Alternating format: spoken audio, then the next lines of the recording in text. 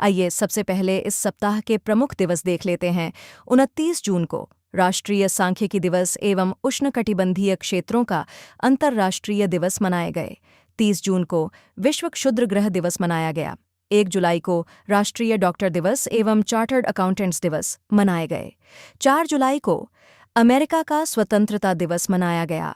वहीं इस सप्ताह के अति महत्वपूर्ण राष्ट्रीय करंट अफेयर्स की बात करें तो ब्रैकीबैक्टीरियम नेताजी पश्चिम बंगाल की हुगली नदी से खोजी गई एक नई जीवाणु प्रजाति है। ओपन एआई ने उबर इंडिया और साउथ एशिया के पूर्व अध्यक्ष प्रभजीत सिंह को अपना भारत के लिए मैनेजिंग डायरेक्टर नियुक्त किया है। केंद्रीय गृह और सहकारिता मंत्री अमित शाह ने गुजरात के गांधीनगर में पीएम फैमिली केयर ट्रैकर का पायलट प्रोजेक्ट लॉन्च किया।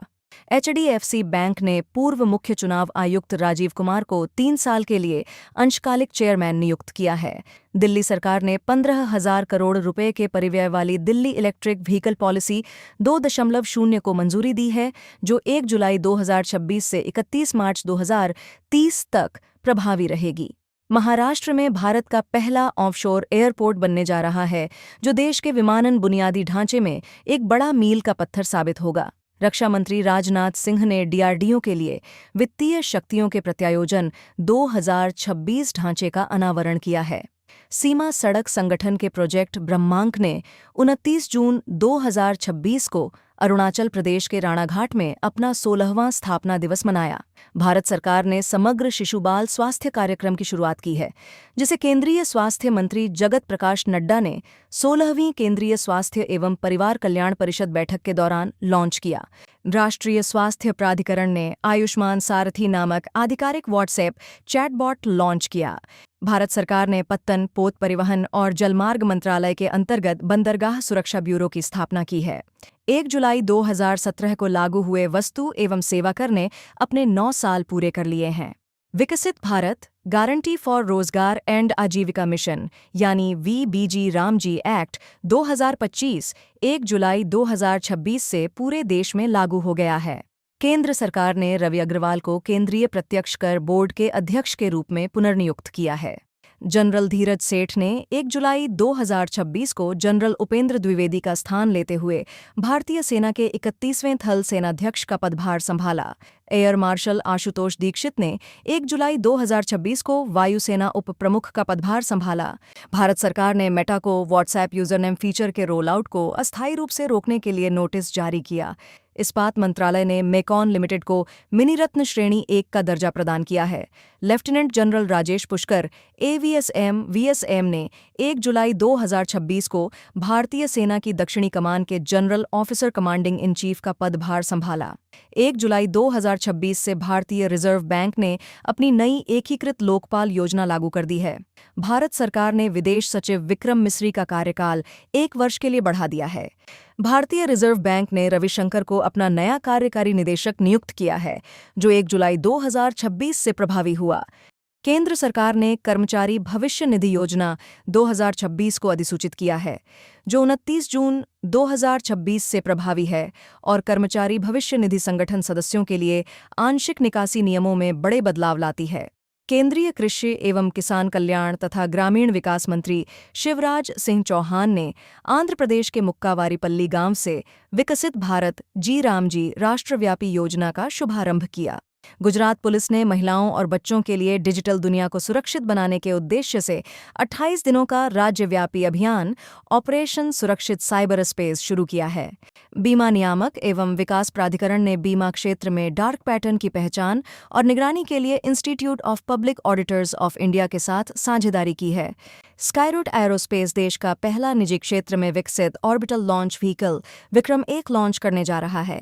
भारत सरकार ने electronic overseas citizen of India card launch किया है, जिससे पात्र ओसीआई कार्ड धारक अपने स्मार्टफोन पर ओसीआई कार्ड का सुरक्षित डिजिटल संस्करण रख सकेंगे।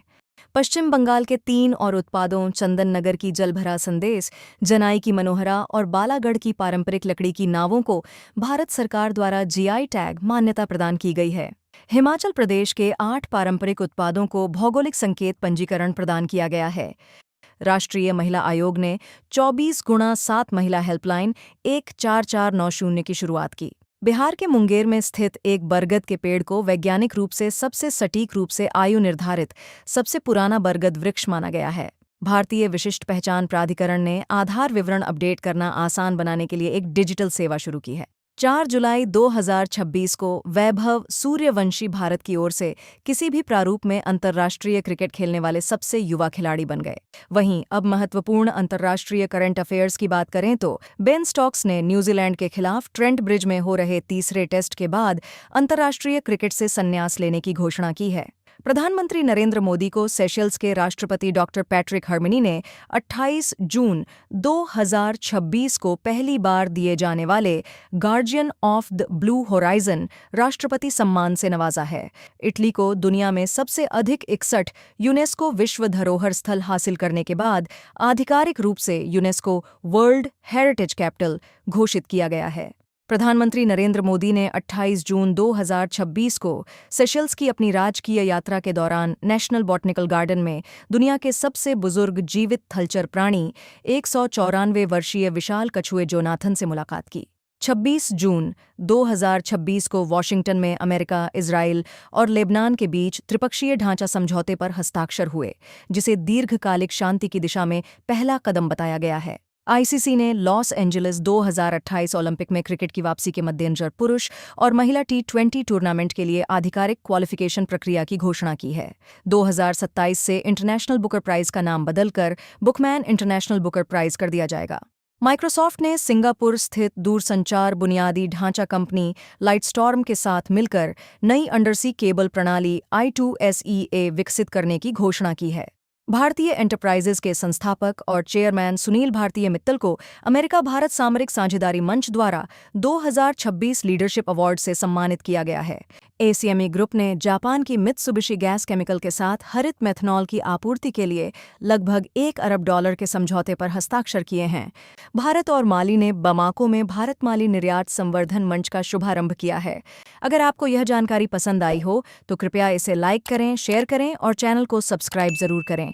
और जाते जाते इन प्रश्नों का उत्तर कमेंट में बताइए। प्रश्न 1, भारत का पहला ऑफशोर एयरपोर्ट किस राज्य में बनाया जाएगा? A, Gujarat, B, Goa, C, Maharashtra, D, Kerala. प्रश्न 2, दुनिया की यूनेस्को वर्ल्ड हेरिटेज कैपिटल किस देश को घोषित किया गया है? A, फ्रांस, B, चीन, C, इटली, D, स्पेन।